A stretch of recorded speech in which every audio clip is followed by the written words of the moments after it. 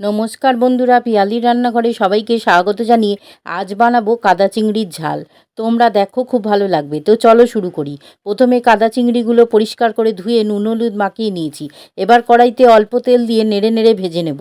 তারপর কড়াইতে 2 চামচ তেল গরম হলে লম্বা করে কাটা আলুগুলো ভেজে তুলে নেব। এবার ওই তেলেই ঝিরি ঝিরি করে কাটা একটা পেঁয়াজ সেটা দিয়ে একটু ভেজে একটা টমেটো দিয়ে ভেজে টমেটোগুলো নরম হলে ডাঁটা দিচ্ছি। একটু নাড়াচাড়া করে ভেজে রাখা আলুগুলো দিয়ে 2 মুঠো মটরশুঁটি দেব। তোমাদের কাছে না থাকলে না দেবে। এবার স্বাদ মতো লবণ, হলুদ আর লঙ্কা গুঁড়ো দিয়ে দুটো চেরা কাঁচা লঙ্কা দিয়ে ভাজা ভাজা হলে 2 বাটি জল দিয়ে ফুটে উঠলে কাদা চিংড়িগুলো দিয়ে মিশিয়ে ঢাকা দেব। 10 মিনিট পর মজে গেছে, মাখো মাখোও হয়ে গেছে। এবার উপর থেকে ধনেপাতা কুচি ছড়িয়ে নামাবো।